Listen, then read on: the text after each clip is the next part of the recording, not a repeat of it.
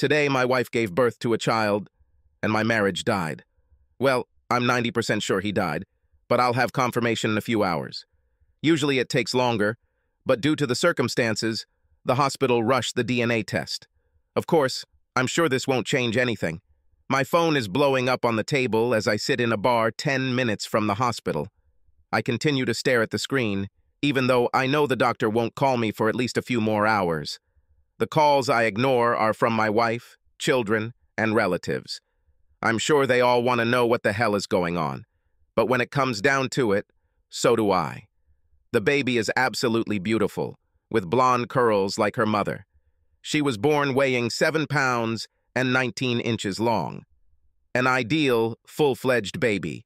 Except, according to my wife, she was at least 6 weeks premature.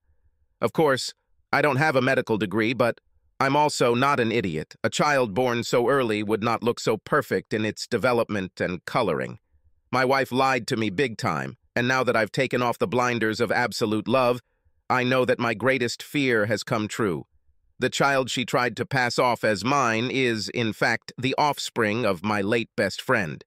The waitress leaves me a fifth of Jack Daniels. At this rate, I'll spend $150 on a bottle that sells for $25. I just don't care. I'm falling into a coma again. 3 Amigos was a lifetime ago, literally in Gary's case. He, Tracy, and I had been inseparable since our families moved into the same neighborhood for 2 years when we were 5 years old. Gary's family and my family moved into the same house over the summer, and Tracy's family moved into the same house the following spring. By that time, Gary and I had already become close, but Tracy fit into our family without any problems, because at the time, she was a complete tomboy. She ran faster than me and was stronger than Gary, and there wasn't a single sport or game we played without her. When other girls in the neighborhood were playing with dolls, Tracy would play kickball or stickball with Gary, me, and the other boys in the neighborhood and compete with them. Things changed somewhat when we became teenagers. Tracy, in particular, has changed from a physical point of view. From a thin blonde with long pigtails, she turned into a young lady with growing breasts, a slender ass and legs, and flowing silky hair. Gary and I both noticed the changes, but we never spoke about it out loud for fear that Tracy would trample us into the dirt. Although a year later we were still inseparable, I no longer minded the rare occasions when Gary wasn't around for one reason or another. In moments like these, Tracy and I seemed closer, both physically and mentally, and in fact, I had my first kiss one summer Sunday afternoon when Gary was out with his family, and Tracy and I were sitting together on my swing, on the porch. I don't even remember what we talked about, but suddenly she leaned towards me and softly kissed me on the lips. Her lips were full and soft, and tasted like the strawberry chapstick she always used, and my brain suddenly did a very good imitation of the TV losing reception and being completely covered in snow. "Wow," I whispered, completely unable to say anything else. Tracy blushed as we closed our eyes. I reached out with my left hand, took her right hand in mine, and we just sat together and swayed. Gary came back to us the next day, and if I hadn't been part of the kiss the day before, I would never have believed it happened. Tracy returned to her usual reserved demeanor, without the slightest hint that anything different had happened. At some point during the day, I even tried to take her hand in mine, but she very calmly pulled it away. I was puzzled, to say the least. The Christmas dance of my freshman year was approaching, and I thought it was the perfect time to make the official move on Tracy. She, Gary, and I were walking home from school when I swallowed hard twice and then asked, "Trace, if you're not doing anything for the next month, would you like to go to the Christmas dance with me?" Tracy, who had been standing between Gary and me as we walked, stopped, causing both Gary and I to stop. I noticed a smirk appear on Gary's face as we stopped. I'm already going with Gary. He asked me yesterday, Bobby." Tracy looked awkward, Gary was smirking, and I felt like someone had punched me in the stomach. "Sorry, Bobby." "You overslept, you lost," Gary snorted. I felt like a fool. Firstly, I had no idea that Gary had any thoughts about Tracy. And secondly, because it's one of those unwritten codes. Don't get involved with someone else's girlfriend, even if I just found out about this. Hey, Gar, I didn't mean anything by asking. I didn't know, buddy. I got it, Bobby. We're fine, he said cheerfully. Tracy fidgeted and looked awkward the rest of the way home. He and Gary were making small talk, and I was silent. I didn't ask anyone else to dance, and I didn't become a deer. Yes, I felt betrayed by both of my best friends. My father saw me moping around the house on the night of the dance and knew the reason why. My parents were in our family room watching TV, and I was in my bedroom listening to music on the CD player when there was a soft knock on the door and my father poked his head in. "Girls, right?" he said, coming in and sitting in the chair at my desk. "You can't live with them, but you can't kill them either." I shook my head to clear away the cobwebs. I looked at him as if he had just stepped off the moon. He grinned wryly, the grin I knew so well. "Thank you, Dad. We had a good talk," I said. After the Christmas dance, 3 amigos became 2 amigos and their friend, and nothing more was said between us. We still worked out together, but Tracy and Gary were now an official couple. They remained that way throughout high school. Eventually, I started dating other girls. Finally, the 2 amigos separated in college. Tracy went to Michigan State, and Gary went to the University of California. I also went to Michigan State, but because of my own man code, I barely spoke to Tracy my freshman year. She seemed puzzled by this development, but I didn't want anyone to accuse me of trying to take her away from Gary. Tracy's mom actually came up to me one day and asked if I was angry with her daughter. Rhonda and Mark Ford were practically like parents to me, and I respected them as much as I respected my own parents. "She misses the old days, Bobby," Mrs. F. told me. "It will never be like this again, Mrs. Ford. We are no longer 7 years old. And besides, if she's not dating me, then I can't think of anyone better than Gary," I replied. The situation did not change during my sophomore year, but at the end of my junior year, Tracy invited me to be her date at her fraternity formal. I was surprised and wary. "Tracy, aren't you still dating Gary?" I asked. "I really don't want to come between you." "Gary and I broke up after the summer," she said. "He told me he was going to stay in California after high school to go to law school, and he didn't want to keep me for 3 more years. "Law school, Gary?" "I never imagined this," I said. Our first date was tentative at best. She asked if I would consider asking her out on a second date. On the second date, we kissed, and on the 4th, we had sex. I noted to myself that she was not a virgin, but if she wasn't paying attention, then neither was I. We dated for the next 2 years before we got married. Although I was against it, Gary was my best man. It was a little awkward for both of us. I mean, having a guy as your best man who has previously dated and had sex with the woman you're marrying isn't exactly standard operating procedure. Gary moved back to California right after the wedding, and I didn't think about him for over 20 years. Our daughter, Kaylee, was born 2 years after our wedding. Our son, Jeffrey, arrived 2 years later. We learned from my mother that Gary rarely comes home.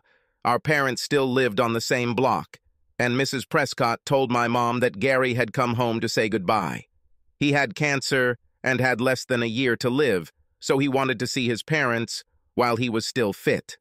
My mother asked his mother if a meeting could be arranged so he could see his old friends and other relatives. His mom thought it was a great idea. Gary was in the early stages of treatment and still looked quite well, although it was obvious that he was incredibly depressed. He was single, divorced twice, and had no children. He, Tracy, and I must have spent at least 6 hours talking about life, his life in particular, and how it would end.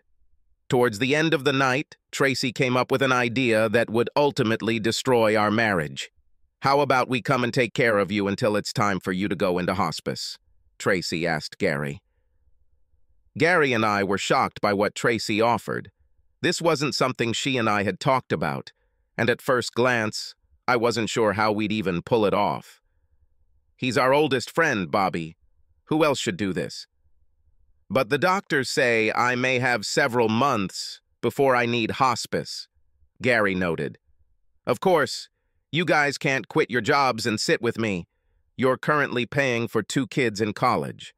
I work for a national insurance company that really likes family vacations, Tracy explained. Bobby can use his vacation and get some personal time. That could be about 2 months total time, dear, I remarked. This is not enough. Well, you can take it a week at a time and stretch it out to 4 months. The rest of the time, I can handle it myself. I didn't like where this was going. I knew Gary was an old friend, but my wife had just volunteered to spend a few months away from me and our home to care for him. And since she did it right in front of him, that meant I'd have to look like the world's biggest bad guy to refuse her offer. But still. Tracy, this is a bold commitment, I started to say, but she gave me a sarcastic look, interrupting me. Then it's decided. That's what we'll do. I swallowed hard and bit my tongue. That evening, I barely had time to walk through the door before I exploded. What the hell, Tracy? Are you going to leave me for 6 months or so to babysit with your old boyfriend? You are selfish, she shouted at me. So that's what it's all about. You can't forget that he slept with me before you. That night, I slept in Jeffrey's old bedroom. It took us 3 days to come to some sort of agreement to help Gary, which in married parlance means Tracy got her way, and we did everything exactly as she promised Gary. Gary was humble and grateful. I can't even begin to imagine how many times he thanked Tracy and me. I have to admit that after the first month, I felt like a bit of a selfish idiot. I also have to admit that after the first month, I was exhausted from work, taking care of the house, and helping Tracy care for Gary, who had both good days and bad days. Maybe it was because I was tired, but by the second month I felt that something was wrong between Tracy and me. I knew she must have been tired of everything she did for Gary, more than I thought necessary sometimes, so I didn't spend too much time worrying about it. What bothered me more was the glances that Tracy and Gary slyly exchanged several times while I was there, as if they had their own special language. Over the next 2 months, everything went downhill. Several times I felt like I was imposing my presence on them. I was also somewhat surprised that Tracy seemed a little reserved in our sexual encounters. After a week apart, I was ready to attack her when I met her, but she seemed almost bored. Again, I chalked it up to mental and physical fatigue. After 4 months, I ran out of days, and although Gary's condition worsened, I knew he still had some good time left. Tracy will have to carry the load alone, and I will have to accept the fact that I will be alone for a month or more. After my vacation ended, our daughter Kaylee pitched in to help, which I thought was great since Gary was her godfather. She spent 2 separate weeks helping her mother. About a month later, Gary had to go into hospice care, and another month later, he was gone.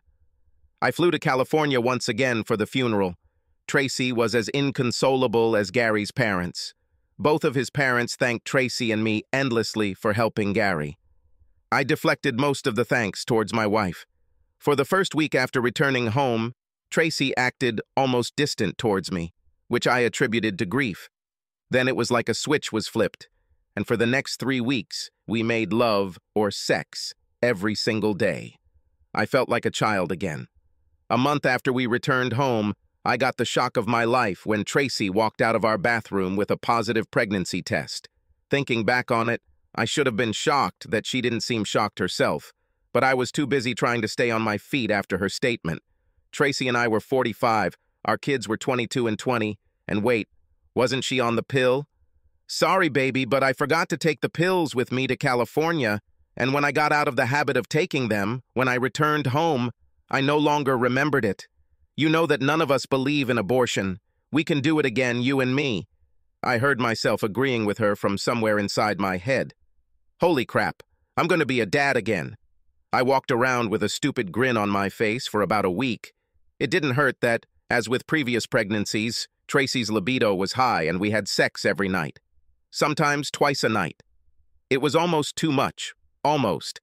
When my daughter came home for the long weekend, she and Tracy went out for the day, shopping for maternity and baby supplies. We have long thrown away and given away everything that was from our previous children. The girls returned home happy and joking, and I probably took a dozen bags out of the car. The girls quickly prepared dinner, and we all laughed as Tracy told us her random thoughts about the difference between what she buys today and what was available a couple of decades ago. She also noted that she didn't feel completely comfortable in the maternity clothes she bought because they were all made for women 10 to 20 years younger than her and made her feel a little out of place. Tracy grew bigger and, in my opinion, more beautiful every week, despite my constant feelings of anxiety. I just couldn't understand what was going on, or maybe I just didn't want to understand what was going on. A few months later, I was in the office when I received an unexpected call from Tracy, who had taken unpaid leave, returning to work for only 3 months. "Hey, Daddy, how about we take the girl to the hospital today?" she asked in a sultry voice. Since, as far as I knew, Tracy was only about 6 to 6.5 months old, and the tone of her voice was incredibly sexy, I had no idea what she was asking me. "Why to the hospital, dear? Is there something wrong?" I asked, with more than a little concern in my voice. "Well, baby, my water broke, and I'm just too lazy to go to the hospital," she purred. Oh, shit. That's all I could answer. I grabbed my car keys, ran into my boss's office to tell him my news, and ran to my car. I live 15 minutes from the office, but that day I got there in 12 minutes. I kept thinking Tracy was awfully unflappable, considering her sentence was only 6.5 months. I knew that premature birth does not have the best effect on the child's health. I couldn't believe how calm Tracy was when I got home, but having 2 other children must have given her that confidence. I was even more nervous than with my first 2 children. 10 hours later, I was the father of a beautiful, perfect second daughter. Except I wasn't. The sick feeling in my stomach can't even explain how bad I suddenly felt. After the nurse took the baby to clean her, she began to hand her to me, but I instinctively pulled back, much to the nurse's shock.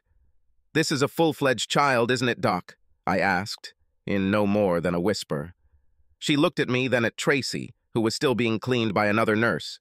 They exchanged meaningful glances, then I saw Tracy shake her head almost imperceptibly. "Sorry, Mr. Marsley, but I do not have permission to discuss the child's health with you. You are not on the privacy list." "It's he pay," she replied. I'm not proud of myself, but at that moment, I lost my temper. "Damn, he pay!" I shouted, while she and all the nurses in the delivery room jumped back. "If this is my child, I have every right to ask about her health, and if he is not mine, and you know this, then you cannot, by law, write my name on the birth certificate without my permission. And he's not there. Now bring me this goddamn DNA test." It was deathly quiet as I turned on my heel and walked out of the delivery room, shedding my maternity clothes as I went. As I left the hospital, I caught a glimpse of my parents and Tracy's parents in the delivery room. I stopped at the bar for shots 6 and 7 and ate a hamburger. By this point, almost everyone in my life had called me, except the doctor with the DNA results. I guess that Tracy didn't want to waste anyone's time because at this point, everything was pretty much decided. Oh, damn. Probably 7 shots of Jack and a ton of stress. More important than the fact that your wife gave birth to someone else's baby, because that night, I slept like a rock. My voicemail and message boxes were completely full. Assuming nothing happened after I left, I should have brought Tracy and the baby home today. I showered and headed to the hospital, feeling a little worse than terrible. Tracy was breastfeeding when I came into her room. I walked in and sat down on the chair next to her bed without saying a word. The baby was dozing, so Tracy took her away and put her in the bassinet next to the bed. "I don't even know where to start, Bobby," Tracy said quietly, as her eyes began to fill with tears. "This shouldn't have happened. I went there to help him and be his friend, honestly. But then he had a few bad days in a row, and at one point, he was crying in my arms. And then we ended up in bed, and everything was fine, like before. And once that happened once, it was so easy to continue, except when you came to help. Then you and I slept together again, and it was awkward, and I felt guilty. But I didn't know how to stop. Or maybe I didn't want it to stop. We slept together for 4 months, The last two non-stop when you weren't around. But honestly, you and I made love when I wasn't on the pill, and you could have just as easily gotten me pregnant. Except that wasn't the case. She kept her eyes on the child as she told me her story. I slowly absorbed it until... Wait, you had sex with Gary while Kaylee was visiting? I asked in a daze. Tracy blushed crimson, and it took all my self-control not to choke her. She knew and didn't say a word to me, I exclaimed in complete disappointment. Tell me that you at least threatened her or bribed her in some way. This can't be true. Did Jeffrey know too? What about our parents? Does the whole fucking world know that I am a goddamned cuckold? Tracy's eyes widened and tears slowly fell from her eyes. I know my daughter, Bobby. I just knew she would understand, so we never tried to hide it from her. Yes, I asked her not to tell anyone. I told her it was on me, Tracy said. No, Jeffrey didn't know and still doesn't know. Nobody knows but you, me, and Kaylee. I want things to stay this way too, so we can do what's right for Bobby Geraldine. I know she's not technically yours, but she's yours now, and we need to be the same parents to her that we were to Kaylee and Jeffrey. We are her parents. Dot. End of story. We are doing this for her and in honor of our best friend. Best friend? I asked again. I obviously wasn't his best friend, otherwise he couldn't have slept with my wife. You can't do that to your best friend. He was dying, Bobby. Moreover, he and I had sex before. Yes, but you didn't have sex with him while you were married to me, unless you tell me something else. Her blue eyes almost glowed with anger. No. Bobby Geraldine? Is it true? Is this supposed to soften me up? What's her last name? Bobby Geraldine Martin. This is my last name too, remember? But on the birth certificate, she is listed as Gary's daughter, although no one but you and I should see that document if you still intend not to be listed as her father. Oh, yes, I croaked. Why, Bobby? He was our best friend. He's gone. I gave him comfort and love in his last days. Is it that bad? You sound so sympathetic. But you were a married woman. You've crossed the line with your compassion. You didn't ask me before you broke your vows, broke our trust, and disrespected me. Yes, I understand that this is your body and you do not belong to me. But we took a vow of fidelity before God and our families. At least we should have discussed this first. Our vows were not made in a vacuum, and I will not for anything in the world raise a child who was spoiled by another man with my cheating wife. It's Gary's baby, Tracy whined. Would you think about raising her if Gary died and she was left alone? No, I wouldn't think so, but I never agreed to raise his beloved child with you, I said sadly. You know I love you, Bobby. I don't want to lose you and what we have because of this. Mistakes, I said, completing her sentence. No, I wasn't going to say that, she replied. Okay, maybe it wasn't the best decision I've ever made, but I'm not going to call it a mistake. The mistake is that we didn't discuss this first, and that's my fault. We didn't discuss this first because you knew I would never agree to you sleeping with Gary, let alone having a child with him, I growled. And if it weren't for your pregnancy, you probably would never have told me about sex. Despite the way you say it all started, you made a strong-willed decision to continue doing this, and you even did it in front of our daughter. I know how to spell humiliation, and it's B-O-B-B-I. Thank you very much. Kaylee and Jeffrey were both home from college the following weekend to see their new sibling. I was lukewarm at best when my daughter walked into the house and she looked guilty. That evening, Kaylee and I cooked dinner together after she and Jeffrey spent about an hour talking about the baby. She never looked at me directly the entire time we maneuvered around the kitchen, and everything was pretty quiet. After eating, Jeffrey put the dishes away and I took Kaylee by the hand and led her out to the back patio so we could talk privately. We barely had time to sit down on a couple of chairs before I let her speak. You fucking knew she was cheating on me, and you didn't say a word, I hissed. Kaylee jumped back at my outburst, and her eyes began to water. She lowered her gaze, began to speak, and then finally looked at my exhausted face. I thought it was great what you and Mom were doing for Uncle Gary. And when Mom did what she did, well, at first I was a little shocked, but when I thought about it, I began to look at it as courage, sadness, compassion, love, and tragedy. It was almost like Shakespeare. I didn't even think about the fact that she could get pregnant. I thought he was too sick for that, plus I assumed she was on birth control. What about the tragedy that my marriage became? Have you thought at least a little about good old Dad? Of course not. The children returned to college on Sunday afternoon. After that, it was just the three of us, and the house was damn quiet. Several times over the next few days, Tracy tried to ask me to help with the baby, even just to hold her for a few minutes. I refused each time, much to her disappointment. "You're going to play like a 5-year-old with me," she yelled at me one day when she asked me to hold the baby for a minute for some reason. "Grow up. Put on your big boy pants." In all the years we'd been together, Tracy had probably never uttered a swear word at me more than a few times. I knew she was angry, but that wasn't my problem. I looked at her like a zombie and silently left the room. Work was my consolation. I could be away from home for 40 hours a week. When I was at home, I was often left alone.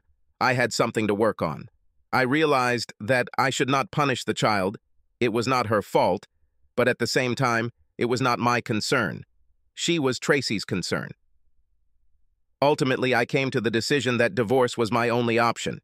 I couldn't handle Tracy's betrayal and disrespect, and every time I looked at the baby, all I saw in my mind was Tracy and Gary having sex. I returned home to find Tracy sitting at the kitchen table with a cup of coffee and the contents of a large manila envelope laid out in front of her. She sniffled and cried. "I'll probably order some food, pepperoni pizza and breadsticks, okay?" I said quietly, entering the room. "What do you care about, dinner?" She hissed at me. Her tone was full of venom. "Do you not love me anymore?" I sighed heavily, took a cup of coffee, and sat down at the table. "Not as much as a few weeks ago," I responded. "You don't see or can't see that you ruined everything when you climbed into our best friend's bed.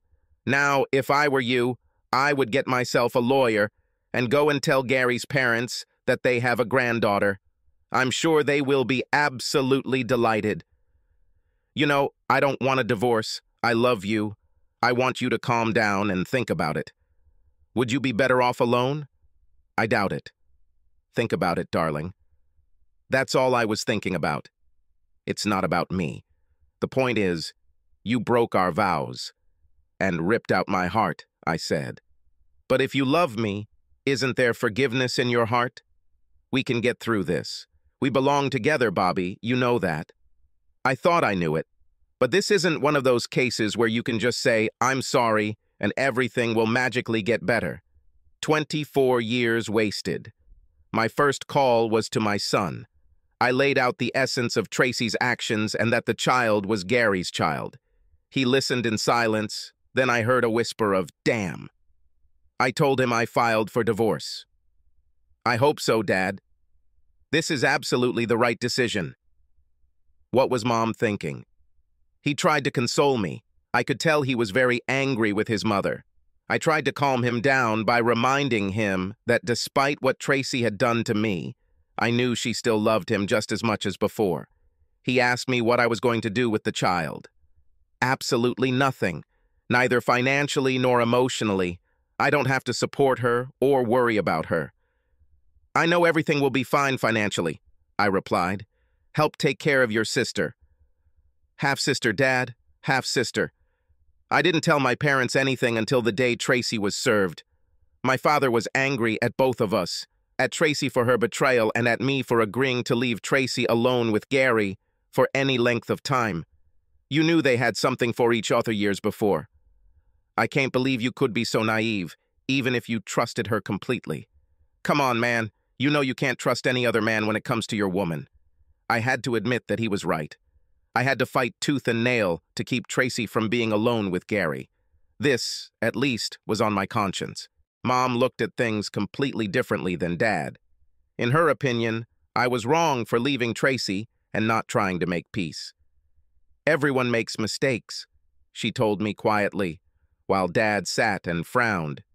"Mom, it would be a mistake if she slept with him once."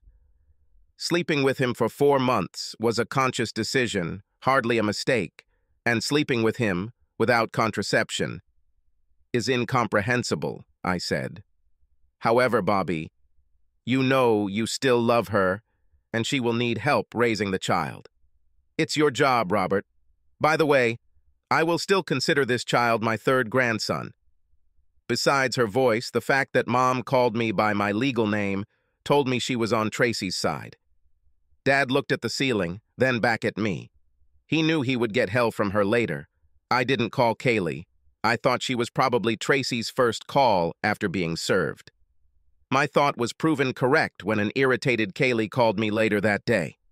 "Uncle Gary died, Dad. Forget about sex. Now she can't take it all back. Move ahead. You and your mom still love each other, and now there's a baby too. Be a man for Mom and Bobby G," she practically ordered. Wise advice from someone who didn't feel the need to tell her own father that her mother was cheating with another man. "Somehow, I don't feel the need to worry about what you think anymore," I replied. I later learned that Gary's parents were shocked and delighted to learn that they had a grandson. They were upset that Tracy planned to keep the news a secret, but told her they understood her reasoning. A day later, they called me and begged me to stay with Tracy and raise Gary's daughter. They knew that we had been very close for many years and felt that I was the best person to be a father to Gary's daughter. "Thank you for your trust and compliment, but I'm not that kind of person. I have to admit that I'm so angry at Gary and Tracy that I can't see straight." I could practically feel Gary's parents wince as the line went silent. I felt bad, but not that bad. I was honest.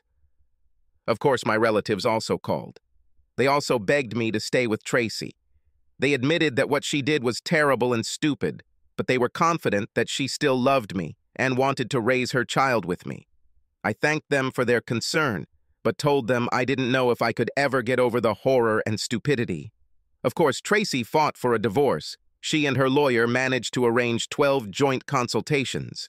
I knew I had no choice, but I wasn't going to be a pushover during the sessions. Jocelyn McAdams, Ph.D., looked very prim and professional when I walked into her office. I guessed she was about 10 years older than Tracy and she was wearing a gray jacket over a very business-like skirt, which I noticed when she stood up to greet me with a firm handshake. Tracy was already sitting in the chair to my right, in front of the large desk. She asked Tracy to tell her side of the story first, and since I already knew her, I guess I kind of fell into my own little world. I'm sure Tracy emphasized compassion and downplayed the betrayal. Anyway, the next thing I know is the doc waking me up from my reverie. I assumed, wrongly as it turned out, that I would have to tell my side of the story. "Mr. Martin, it seems to me that the power here belongs to you. You can save your marriage and your family by simply being a grown man, putting your ego aside and working to get back to what you had with Tracy." Wow, I didn't expect this from someone who was supposed to be a professional. It was basically the same position that almost everyone took. I had to become a man and accept what happened. Did I end up in an alternate universe? "Wait a second, Doc." I started before she interrupted me. "Doctor or Dr. McAdams, please. We will keep a professional approach here. I don't want any of you to treat me like a personal friend or ally." "Do you think so, Dr. McAdams? Is this the main thing for you? It seems to me that you have already chosen a side without even hearing my story." I stood up, turned around, and walked out. On the way home, I called my lawyer and told him that he needed to find a neutral consultant, or I would not attend any further sessions. The second consultant at least listened to my story after accepting Tracy's story, but I knew I was still swimming upstream. "You admitted that you still love your wife, Mr. Martin. Your wife still loves you very much, and now also has a child. What needs to be done to restore the family?" Dr. Lauren Avent asked. "First of all, we have never been a family. This is not my child." "I won't raise someone else's child," I replied. "So this is about your ego?" Dr. Avent said, with a more than smug expression on her thin face. "I can't win with you guys, can I?" I asked. with more than a little disgust in my voice. Why is this even about me? Let me paint a picture for you with words, and I'll speak slowly so you can catch it all. I was not the one who deceived my wife and broke my vow by having sex with another person, and I was not the one who gave birth to someone else's child. You should ask her why she made the choices she made and what she thinks she can do to overcome those bad choices, if at all. I looked towards Tracy and saw that she was frowning. I saw that the consultant was trying her best to keep an indifferent face. Like the old Monty Python joke, no one expects the Spanish Inquisition, and I didn't expect it. Mr. Martin, if you divorce your wife and in the future marry another woman who already has children, will you in fact be raising someone else's child? Asked Dr. Avent. Well, I think you got my point, Doc, but in Tracy's case, the baby was conceived while she was married to me, which I think is a pretty big difference, isn't it? She gave me a slight nod, but obviously didn't finish. But since the man in question died before the child was born, don't we disagree? Aren't you just being petty in this matter? Said Dr. Avent. Pettiness? Pettiness is when you know you did something wrong but decide to lie by not saying it. She didn't admit anything to me until I caught her. She started to continue, but I finished. Listen, Doc, this is funny, yes. I still love her. You can't just turn it off right away. But how can she say she loves me when she cheated on me, got pregnant with someone else's child, and tried to pass off the child as mine? She may love me a little, but if she loved me as much as she says, this wouldn't happen. It wasn't a one-and-done thing, Doc. She and her lover entered into numerous relationships. Now she tells everyone that it was purely out of compassion. He was a close friend and he was dying. Well, if it was so compassionate, why didn't she come to me, her husband, and at least discuss this decision with me? Because she knew the answer. I would have said no, and she knew it. I understand that it's her body, and she probably thinks she can do whatever she wants with it, but as soon as we said the vow, she gave up the right to unilaterally give her body to another man, at least without discussing it or informing me, just as I must do if I ever want to give my body to another woman, for any reason. Once we have made our vow to each other, we no longer operate in a vacuum. It's simple, Doc. Doc sat like a patient in a coma, only with her eyes open. She tapped her finger on her tablet for a few seconds.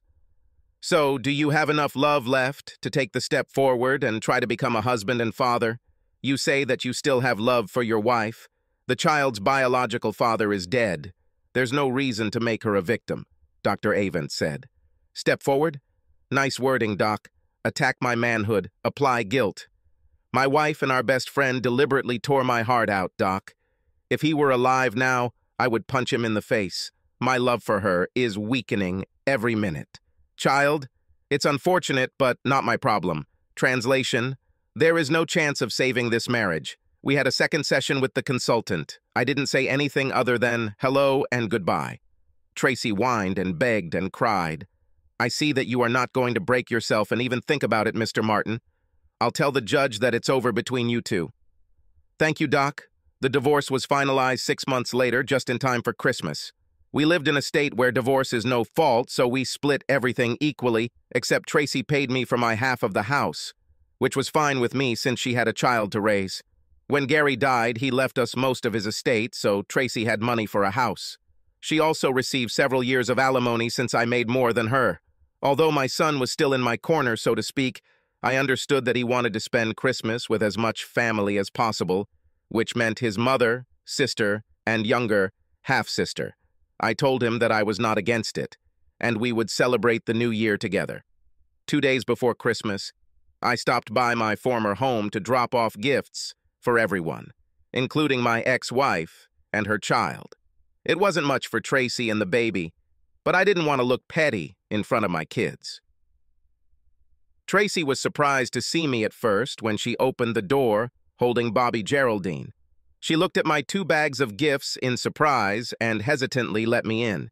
She led me into the living room where there was a Christmas tree and everything was decorated just like we always did. The only difference was that I didn't do the installation and decorating like I usually do. Tracy saw the look on my face as I looked at the decorations and held back tears. How about some eggnog, Bobby? And then I'll put the bags under the tree. Could you hold the baby for a minute? I wanted to be rude. I really did. But I just couldn't. I hesitantly reached out and took the baby, her baby, with Gary. I held back the bile that began to rise from my stomach as she went for the eggnog. I stood holding the baby right away from my body, as if she were some kind of explosive device, for about 30 seconds. Then I put her on my right arm, football style, as I had done with my own children long ago, and sat down on a chair. Tracy came in with 2 glasses of eggnog, one for each of us, and sat down on the second chair in the room, smiling at me when she saw the baby pressed against my arm. This brings back a lot of memories, Bobby. You were always so kind to the children when they were little, she said softly. Not every man is given the ability to handle children. I smiled shyly. The baby was beautiful. Basically, he looked like his beautiful mother, but I could never feel comfortable with her given the circumstances. If you don't forget, can you ever truly forgive? I don't think so, although I know that many people, especially in my family, disagree with me. We made small talk for a while. Then Tracy took 2 bags of gifts and began placing them under the tree. When she came to the first package with Bobby Geraldine's name on it, she stopped and asked, with a cheerful expression on her face. You didn't have to turn it on, Bobby, Tracy said as a tear rolled down her face. Christmas is a holiday for children of all ages, baby. I couldn't leave your baby unattended. I looked down at the baby in my hand. Under favorable circumstances, she could be mine. I felt a lump in my throat. Damn it. I couldn't hate the child, even though I hated what her mother had done. I was sure that Tracy had not accidentally handed the child into my arms. Tracy choked again when she found the first package with her name on it. Oh, Bobby, is it true? You shouldn't have. I really didn't expect anything. I didn't give you anything. I'm sorry. Don't worry about anything, Tracy. I just want you guys to have a great Christmas. You know, you can come in person. You will be welcome. We will have more than enough food. I know the kids will be excited too, she said. Not this time, Trace. Maybe in a year. It's too soon. Too soon for my mind and heart. Tracy lowered her eyes. I wasn't trying to be cruel. I was honest. My wounds still stung. On Christmas Eve, I found myself at Barnes & Noble late at night. I was reading Clive Cussler's new book that I bought for myself and drinking a peppermint mocha latte at the Starbucks inside the bookstore. Looking around, I found 2 other losers also reading at Starbucks. They practically had to kick me and 2 other losers out when they finally closed. I returned home to a quiet house, but I was ready. The day before, I bought chicken salad and made some toast to put on it. Ruffles chips and Don Julio tequila completed the meal. Damn. I know how to live. Christmas morning, I woke up with a slight hangover. 4 aspirins, a couple of cinnamon Pop-Tarts, and 3 cups of coffee. Later, I was ready for a big Christmas party. Just one problem, I didn't have a holiday planned.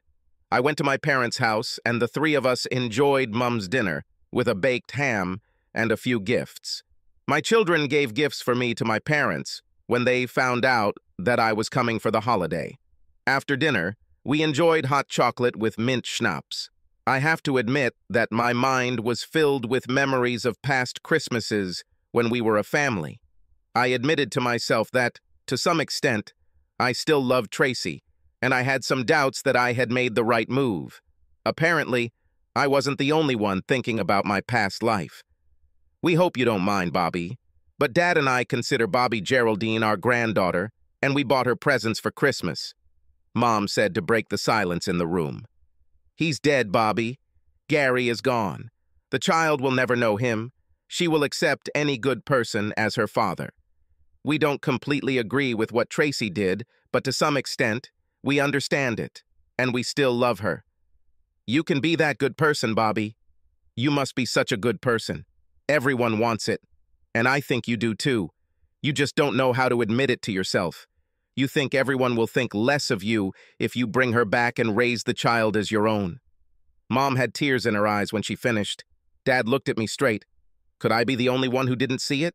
Maybe, but every time I thought that way, I just knew that I would never be able to look at myself in the mirror if I did that. She cheated on me for months. She tried to cheat on me, and she had a child with another man. Her words about sleeping with Gary being compassionate rang hollow to me.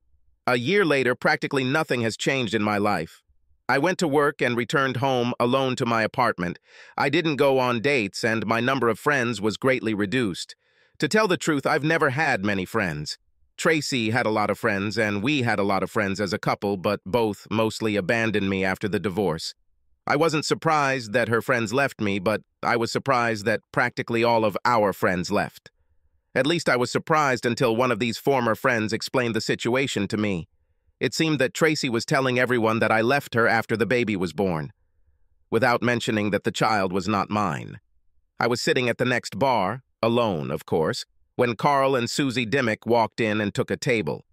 Carl and Susie were one of those couples that I considered one of our friends. But when I walked up to their table to say hello, I received a very cool reception.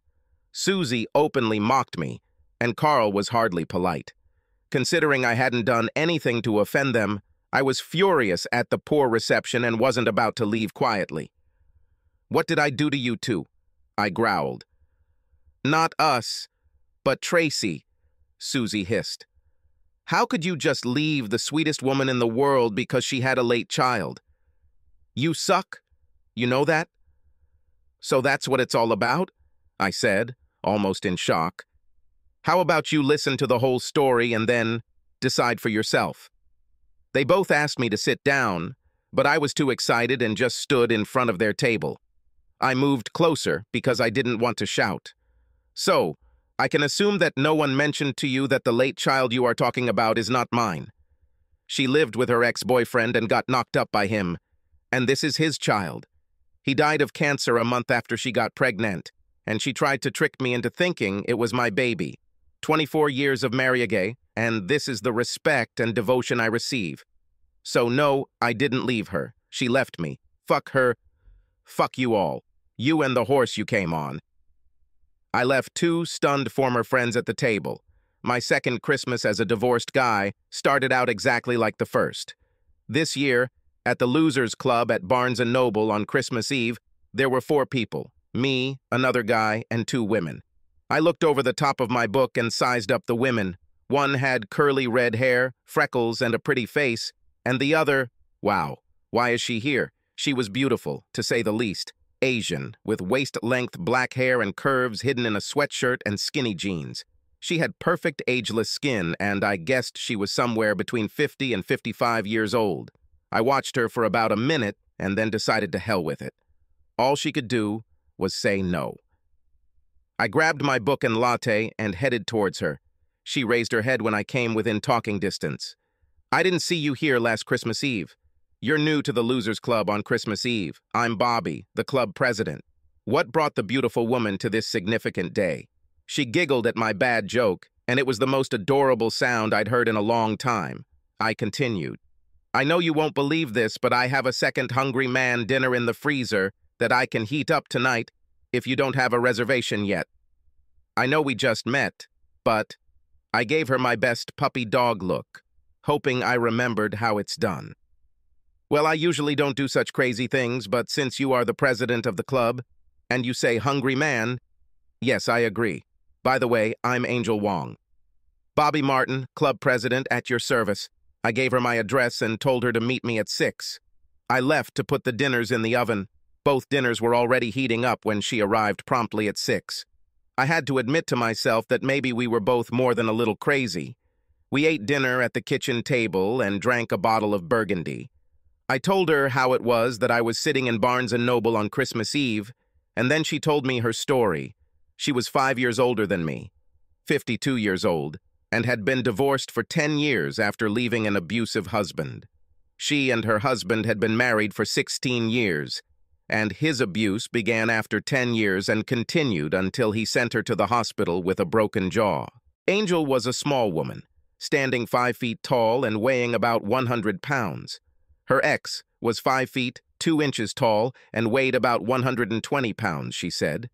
He was often bullied as a child, and when under stress, he would become loud and verbally rude.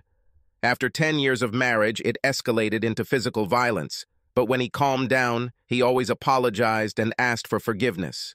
Like many abused women, she simply could not bring herself to break up with her husband, believing that she was the reason for his cruelty.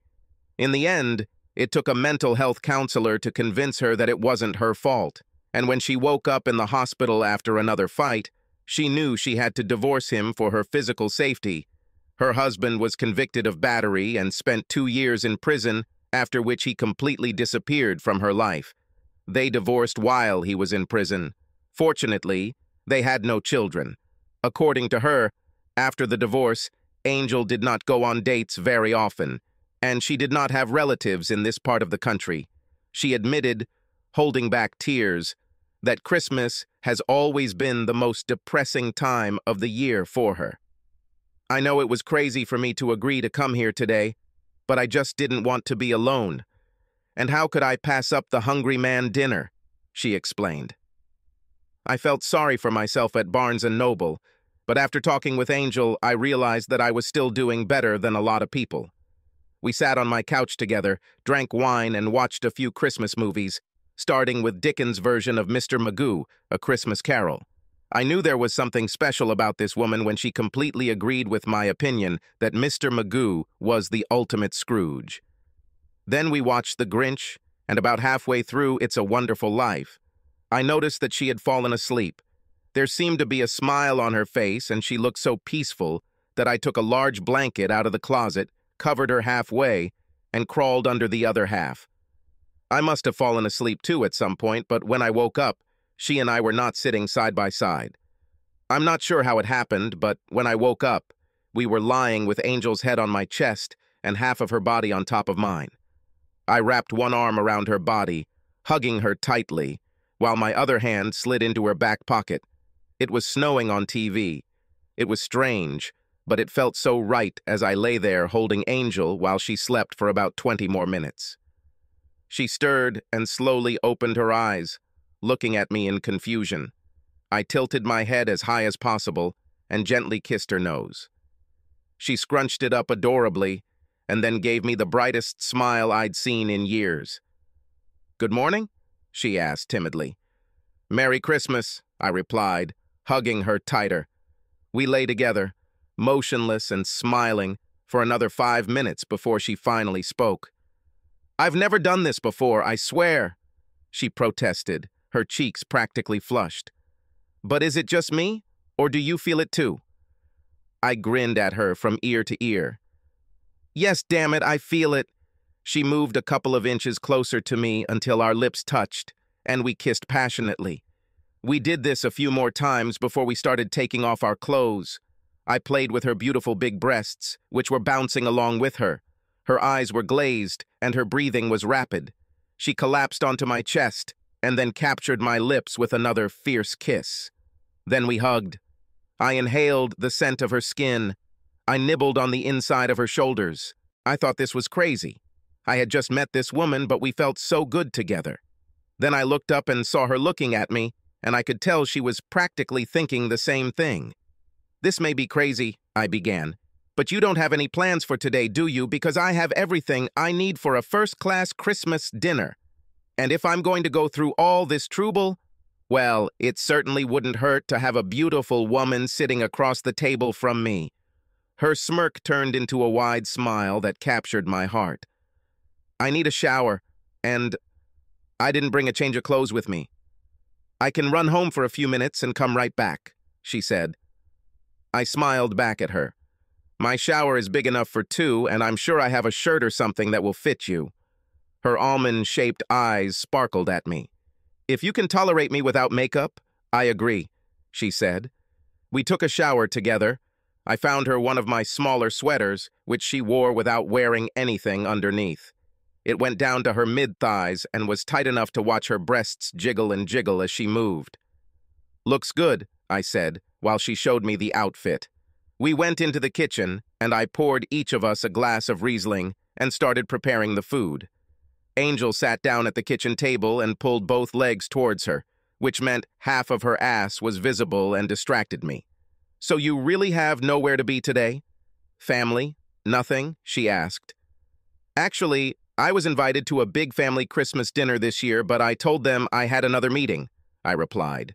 My ex invites everyone to my old house. The children, my ancestors, her ancestors, Gary's ancestors. This is a setup.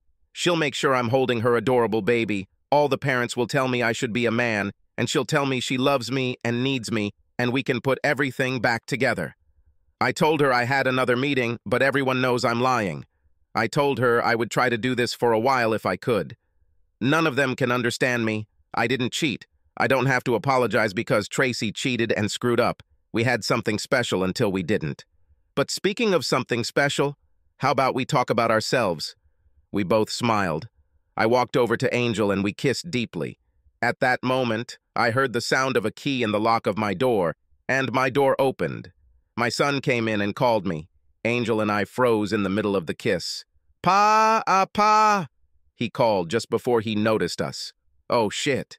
He looked at us kissing, then looked down at Angel's completely exposed legs and half-exposed ass. I think all three of us blushed. Angel quickly lowered her legs and stood behind me, which was as modest as she could look in that sweater. Jeffrey immediately turned his back to us, ostensibly to preserve Angel's modesty, although I think he was just as embarrassed as she was. Mom knows I have the key to your house, and she asked me to come here and drag you back to the house for Christmas dinner because she was sure you were sitting here alone and being pathetic.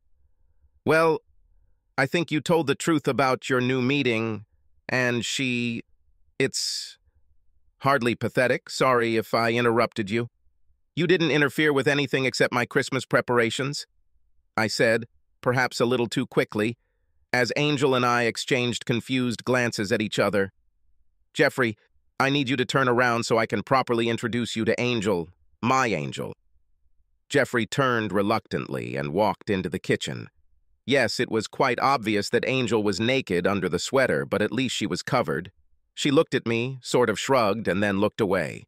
Jeffrey couldn't help himself, being a red man. He looked at Angel again, and then gave me what I would call a nod of admiration. It was nice to meet you, Angel. And thank you for coming to see my father, Jeffrey said. It's my pleasure, Jeffrey. Your father is a great guy, Angel replied.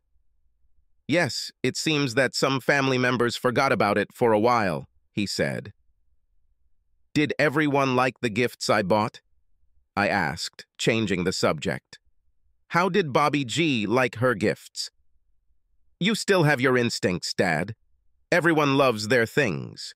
The child likes the things you bought. You can't believe how much she got under the tree when all three sets of grandparents were there. Fine. Okay, I replied. Jeffrey then said it was time for him to go. He nodded to Angel and I hugged him tightly. New Year? I asked. I promise that Angel will have more clothes. Oh yes, he replied, blushing deeply. Angel gave me a hard look after Jeffrey left. It wasn't too awkward, was it? She asked. And what is this about the new year? Am I not invited first? No, not this time, I replied. But where else is my bride? Maybe on New Year's? Pretty confident, aren't you? She asked. Be even more confident when you pick out a ring tomorrow morning at Cairo's. Will you let me go home first so I can get dressed a little? If you insist, I replied, trying to look disappointed. The next morning, Angel chose a 1-carat Marquise-cut diamond engagement ring. Then we went to lunch and I called my son and then my parents with the news that I was engaged. My son seemed very happy for me. My parents, not so much. I think they were still under the illusion that I would take Tracy back and raise her child as my own. This is so unexpected, isn't it, dear? Asked my mother. Are you sure you're not doing this to annoy Tracy? Do you know that she still loves you, darling? Mom, I'm not trying to annoy anyone. As for Tracy still loving me, her actions speak for themselves, don't they? Tracy loves Tracy. I didn't bother telling my daughter about it. We repaired our relationship a little, but she still took her mother's side, insisting that Tracy's action was heroic and connected with love. I figured that sooner or later she would find out and call me to choosy her mother over me. After more than 25 years with Tracy, my developing relationship with Angel made no sense. I couldn't explain our attraction to each other or how well she fit into my life. We could talk about anything, and it seemed to me that we had been together forever. I didn't believe in love at first sight, but everything told me that it was so. Angel wasn't a child either, and she seemed just as stunned by our instant and deep attraction as I was. We spent a lot of time learning everything at first, but then we realized we were sucking the life out of it and should just let it flow naturally. Naturally, it was good. A month later, she moved in with me, and for the next 6 months, we were rarely apart. Mom and Dad seemed to like her, even though she wasn't Tracy, but Kaylee didn't hide her dislike, I guess because she still wanted me to get back together with her mother. 6 months later, we had a small wedding. I invited both kids and my parents, and Angel invited a cousin and friend and their families. I booked a room for a small celebration at one of my favorite restaurants. It was a great day, except that Kaylee cornered me and asked why Tracy and Bobby G and my ex-in-laws weren't invited. Because your mother is my ex-wife, and inviting her would be disrespectful to Angel. Besides, you seem to have forgotten that we are not friends. Former relatives are also not invited. Angel and Tracy finally met 2 years later when Kaylee got married. Tracy planned and executed a wonderful event, and I happily paid for everything. Angel, being a beautiful, smart, and stylish lady, stayed away from the mother of the bride and her plans.